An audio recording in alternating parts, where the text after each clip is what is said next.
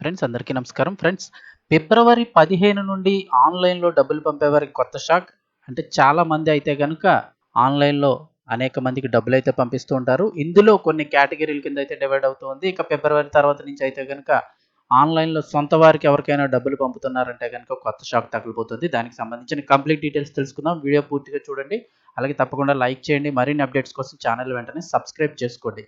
ఇంకా వివరాల్లోకైతే వెళ్ళిపోదాము. ఈ రోజుల్లో ఆన్‌లైన్‌లో మనీ పంపించడం ఒకరికి నుంచి ఒకరికి మనీ ట్రాన్స్‌ఫర్ అనేది సర్వసాధారణమైతే అయిపోయింది. ప్రతి చిన్న బిజినెస్‌లో కూడా ఈ ఆన్‌లైన్ మనీ ట్రాన్సాక్షన్ అయితే గనుక చేస్తూ ఉన్నారు.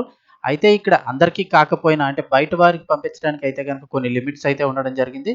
ఇక అలాగే చాలామంది సొంత వారికి కూడా తమ అకౌంట్ నుంచి అయితే డబ్బులు పంపిస్తూ ఉంటారు. ఇంట్లో సంబంధించిన వారందరికీ కూడా అవసరమైన నిమిత్తం అయితే గనుక కొన్నిసార్లు ఎక్కువ ఎక్కువ అమౌంట్‌లు కూడా పంపిస్తూ ఉంటారు. సో, దీనికి సంబంధించి ఇప్పుడు ఒక కొత్త రూల్ అయితే వచ్చింది.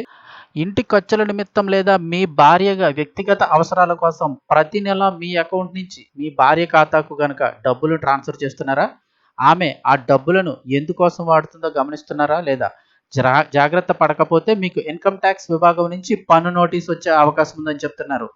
ప్రతి నెల మీరు పంపిస్తున్న డబ్బును మీ భార్య వేరే ఎక్కడైనా గనుక పెట్టుబడిగా పెడితే, దాని ద్వారా వచ్చే ఆదాయం పైన కూడా మీరు పన్ను కట్టాల్సి ఉంటుంది.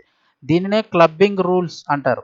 ఈ క్లబ్బింగ్ రూల్స్ గురించి పూర్తి వివరాలు చూస్తే, మీ సంపాదనలో ప్రతి నెల యూపీఐ ద్వారా మీ భార్యకు గనక డబ్బు పంపిస్తూ ఉంటే, ఆమె ఆ డబ్బులను సిప్ అంటే ఎస్ఐపి లేదా మ్యూచువల్ ఫండ్స్, షేర్లు లేదా ఇతర మార్గాల్లో గనక పెట్టుబడి పెట్టి లాభాలు సంపాదిస్తే, ఆ పెట్టుబడుల ద్వారా వచ్చే డివిడెండ్‌లు, వడ్డీ, లాభాలను కూడా మీ ఆదాయంగానే పరిగణలోకి తీసుకుంటారు.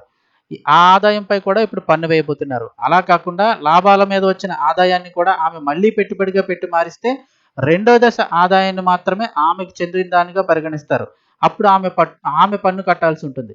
కానీ మొదటి దాని మీద అయితే పన్ను మీ అకౌంట్‌లోనే పడడం జరుగుతుంది. కాబట్టి ప్రతి నెల మీరు ట్రాన్స్‌ఫర్ చేస్తున్న డబ్బును మీ భార్య ఎలా వినియోగిస్తుందో తెలుసుకోవడం తప్పనిసరి. ఆమె చేసే పెట్టుబడుల గురించి మీకు తప్పనిసరిగా అవగాహన ఉండాలి. మీ భార్యకు 20,000కి మించి యూపీఐ ద్వారా ట్రాన్స్‌ఫర్ చేయకపోవడం మంచిదంటున్నారు. ఒకవేళ 20,000కి మించి ట్రాన్స్‌ఫర్ చేయదలుచుకుంటే ఆర్‌టీజీఎస్ లేదా నెఫ్ట్ లేదా చెక్కుల ద్వారా ఇతర మార్గాల ద్వారా పంపిణీ చేయడం మంచిదనైతే చెప్తూ ఉన్నారు.